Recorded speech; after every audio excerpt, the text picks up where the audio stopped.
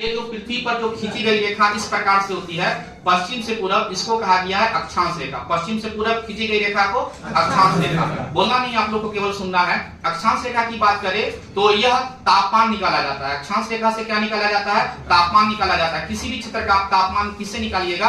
अक्षांश रेखा से। कैसी रेखा होती है? तो पश्चिम से पूरब की तरफ काल्पनिक खींची गई रेखा होती है। अक्षांश रेखा बीचों बीच काटने वाली कौन रेखा है? जो पृथ्वी को दो बराबर भागों में बांटती है, तो उसको बोलते हैं 0 डिग्री अक्षांश रेखा। इसी को कहा गया है विषुवत रेखा। तो विषुवत रेखा, इसका बहुत सारा नाम है। विषुवत रेखा नाम है, इक्वेटर लाइन नाम है, भूमध्य रेखा नाम है, 0 डिग्री अक्षांश रेखा नाम है, इतना सारा नाम है। यह वैसी रेखा है जो पृथ्वी को दो बराबर भागों में बांटती है, यानी कि उत्तरी गोलार्ध में और दक्षिणी गोलार्ध में। अगर हम विषुवत रेखा से ऊपर रहेंगे तो उत्तरी गोलार्ध कहलाएंगे, अगर हम उसके नीचे रहेंगे तो हम दक्षिणी गोलार्ध कहलाएंगे। अर्धवृत्त का कौन निर्माण करेगा? तो 0 डिग्री अक्षांश रेखा ही निर्माण करेगा।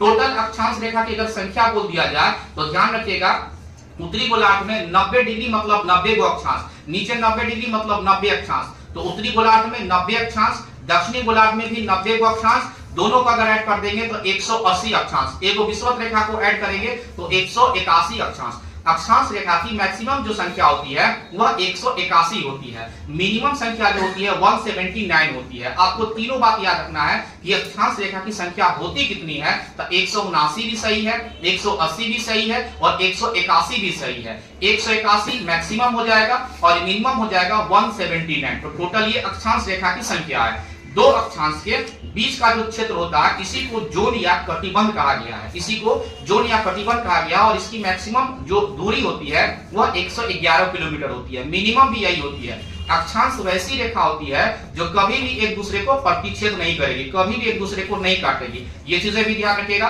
अक्षांश रेखा से ऊपर अगर बढ़ते हैं तो उत्तरी गोलार्ध और नीचे बढ़ेंगे तो दक्षिणी गोलार्ध। ठीक है, अब समझते हैं अक्षांश रेखा में पृथ्वी पर जो अक्षांश रेखाएं खींची गई है, सभी अक्षांश में से कितने अक्षांश रेखा हमारे लिए महत्वपूर्ण है? तो पहला नंबर 1 0 डिग्री अक्षांश, ये महत्वपूर्ण है।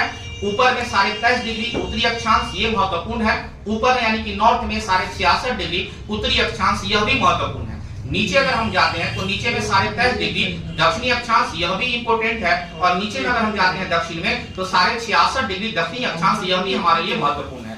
अगर हम सबका नाम की बात करें तो 0 डिग्री अक्षांश को विषुवत रेखा, इक्वेटर लाइन या भूमध्य रेखा कहा गया है। अगर हम बात करें कि 23.5 डिग्री उत्तरी अक्षांश को क्या कहा गया है? कर्क रेखा कहा गया। अगर हम बात करें 66.5 डिग्री उत्तरी अक्षांश को क्या कहा गया है? तो आर्कटिक रेखा कहा गया है। अगर हम नीचे की बात करें, दक्षिण की बात करें कि 23.5 डिग्री दक्षिणी अक्षांश को क्या कहा गया है? तो मकर रेखा कहा गया है। 66.5 डिग्री को क्या कहा गया है? तो उसको अंटार्कटिक रेखा कहा गया है।